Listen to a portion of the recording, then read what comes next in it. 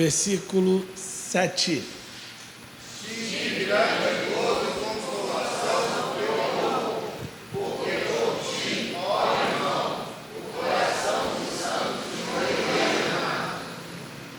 Volte ao versículo 6.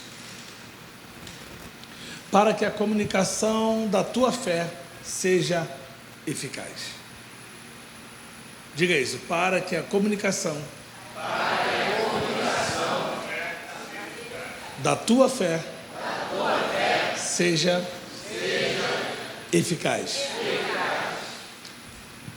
Olha o entendimento de Paulo.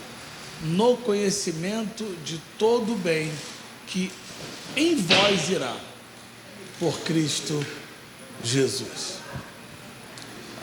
De novo o Gambai. Léo falou ali, ó. Ô Marcos, pega ele aí, Marcos. Ó, o Wellington, Paulo, a Filemão, é uma carta extraordinária. Aqui revela o coração de um homem cristão, que conhece a Deus e que faz algumas colocações ao seu amigo Filemão muito interessante. Veja, para que a comunicação da tua fé seja eficaz, Filemão, no conhecimento de todo o bem que em vós há, por Cristo Jesus. Na verdade, nós não temos o poder ou a capacidade de implementar a fé no coração de ninguém, nem das nossas esposas, nem dos nossos filhos, nem dos nossos netos, nem dos nossos melhores amigos. Não temos essa capacidade. A fé é algo muitíssimamente pessoal.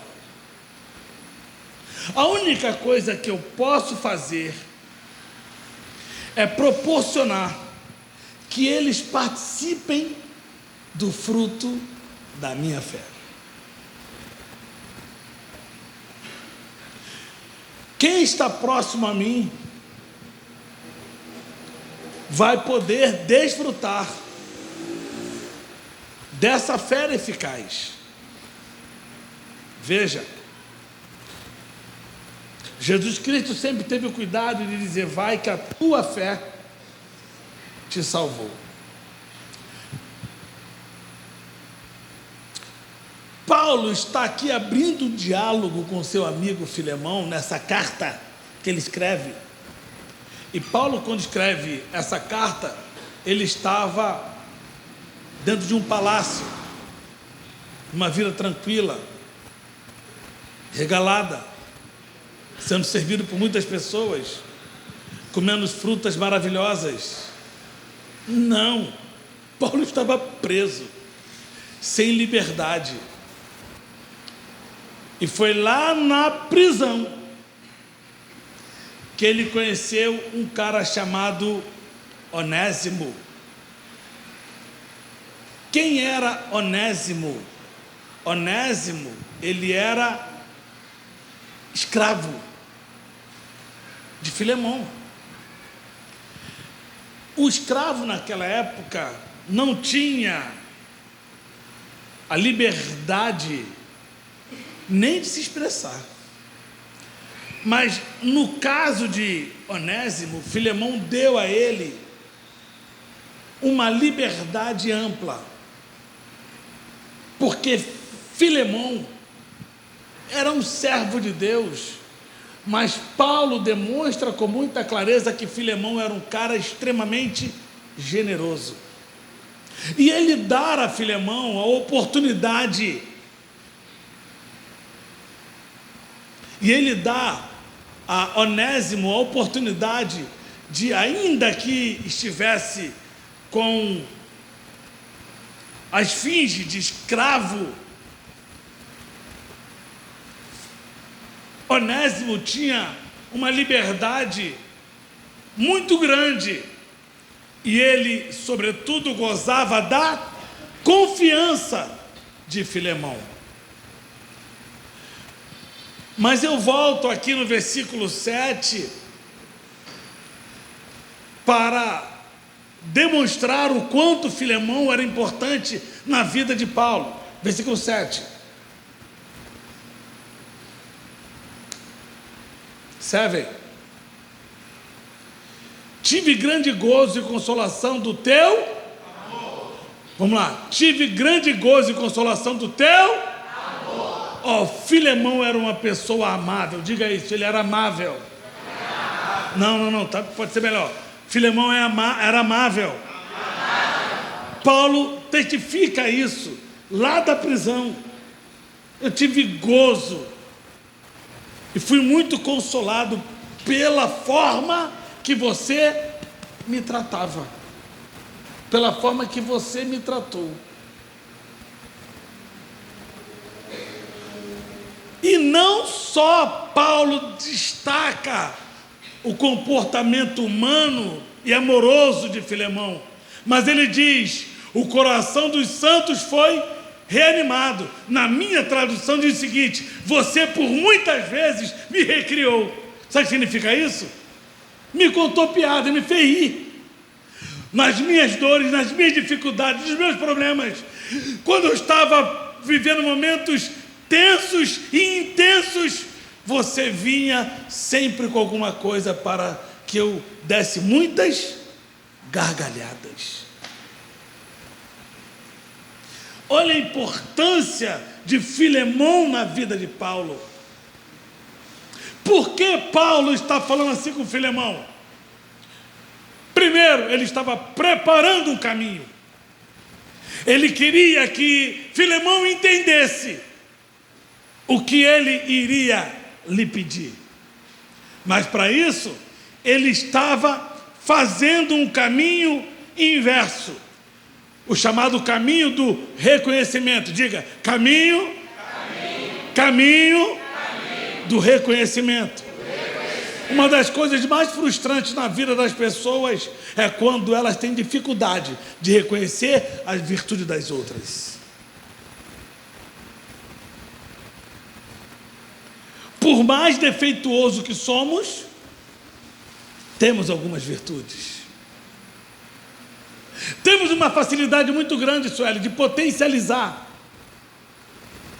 os defeitos e ignorar as virtudes.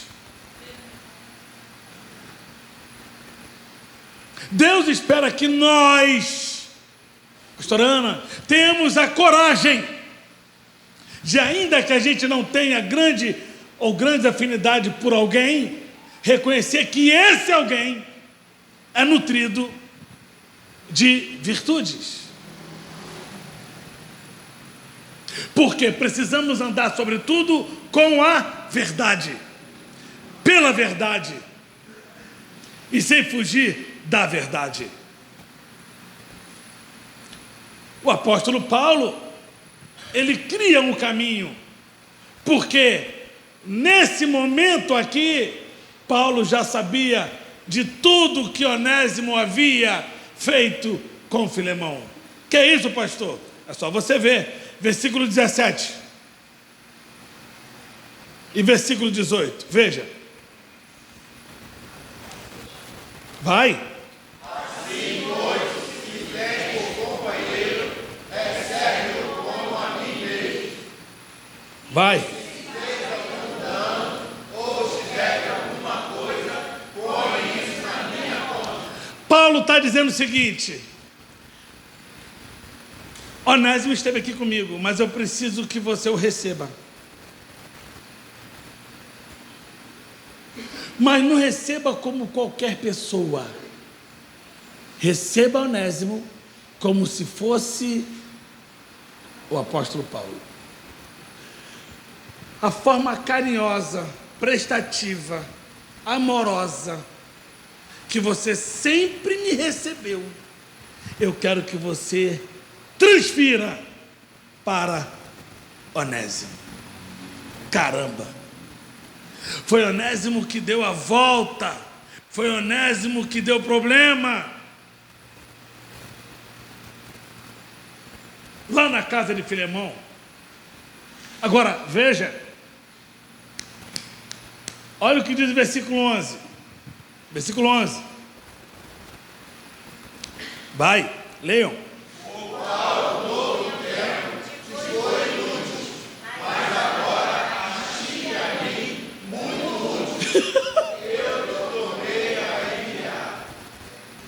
Imagina o diálogo entre Paulo e Onésimo. Por favor, eu te convido agora, sai da sua cadeira e entre comigo na cela. Os dois dialogando. Imagine. Por que tu está aqui, Onésimo? Eu estou aqui porque eu sou fugitivo. Eu estava na casa do meu senhor. Quem é teu senhor? Filemão. Filemão? Filemão é meu amigo. Sim, eu estava na casa dele. E ele me dava toda a liberdade dentro da sua casa. E eu vacilei, errei, fiz coisas erradas, eu maculei a confiança que Filemão tinha comigo, Paulo. Você está arrependido, Onésimo? Estou arrependido. Paulo, agora dentro da cadeia, dialoga com ele, fala do amor de Deus para Onésimo e diz que, ainda que ele tivesse feito algo terrível, o sangue precioso de Jesus Cristo era capaz de libertá-lo por completo. Mas para que aquilo pudesse ser uma verdade fática na vida de Onésimo, Onésimo deveria voltar. Sim, deveria voltar. Mas Onésimo não voltaria apenas como uma pessoa que iria pedir perdão a Filemão, não. Onésimo, ele voltaria com uma carta de Paulo dizendo: Filemão, se Onésimo te causou algum dano, coloque na minha. Eu não quero saber qual foi o valor. Eu quero dizer que, a partir de hoje, essa dívida não é mais dele. Essa dívida é minha. Só você entendeu. Só a Ju entendeu. Não entenderam isso aqui, não? Paulo está dizendo e está fazendo justamente o que ele aprendeu com Jesus Cristo. Marcelo, a sua dívida está paga.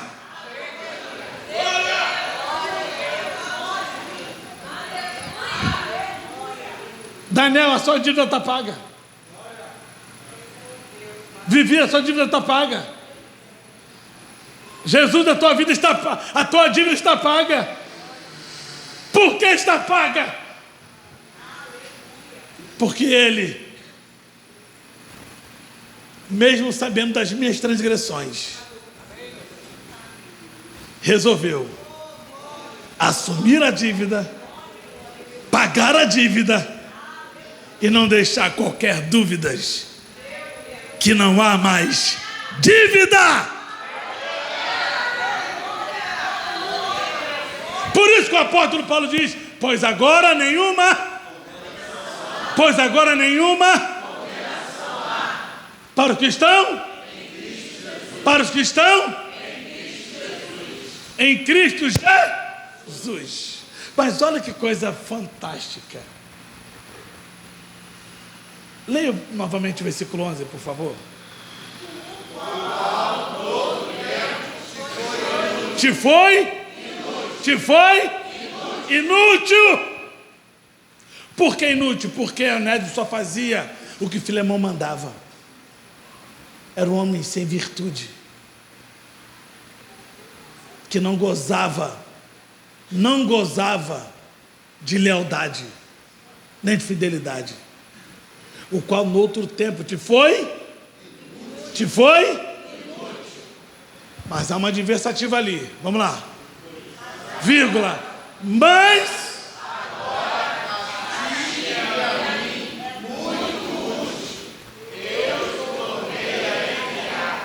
Paulo está errado? Por que então agora ele se tornou muito útil? Você sabe o que significa onésimo no original grego? Não sabe? Então anote. Onésimo significa útil, proveitoso e eficaz.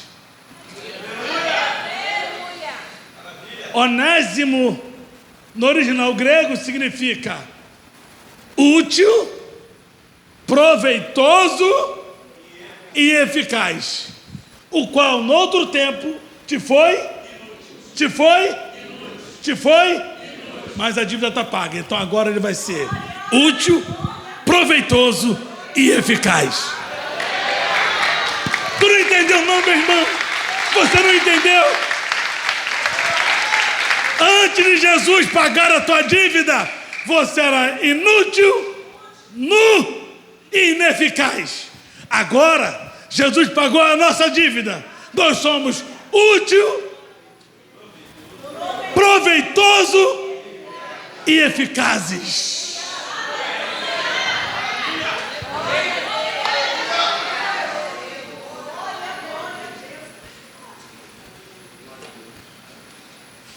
Eu vou parar aqui. Depois eu continuo. Que carta sensacional é essa? Que carta sensacional é essa?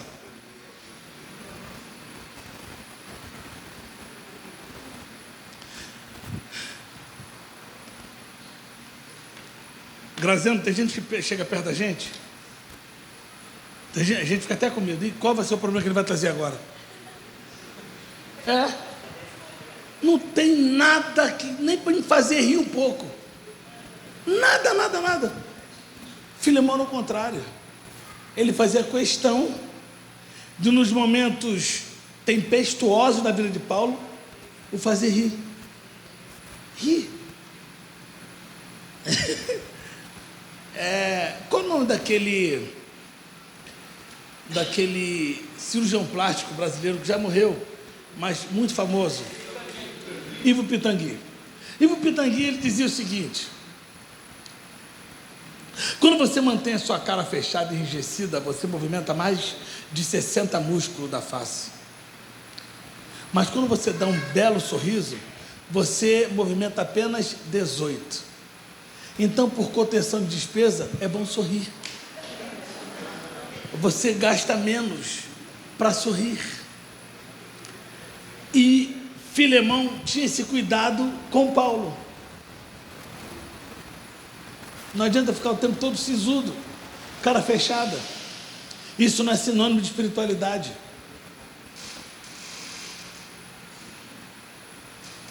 Que carta.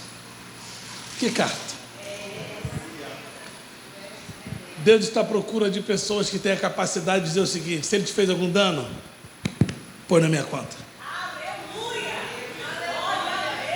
Põe na minha conta. Se ele te fez algum mal, põe na minha conta.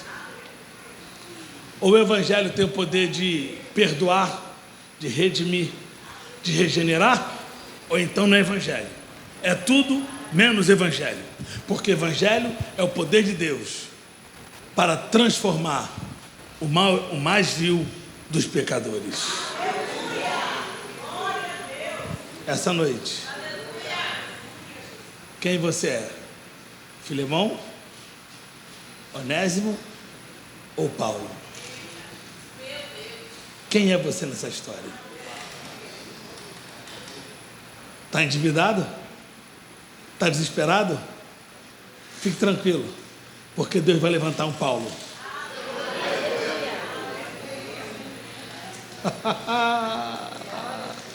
Deus vai levantar um Paulo. Mas maior do que Paulo foi aquele que morreu por nós. E disse: fique tranquilo, tetelestai. A dívida foi paga, está paga e muito bem paga. Não há dívidas. Aplauda o Senhor. Deus abençoe a tua casa. Deus abençoe a tua família. Deus te abençoe.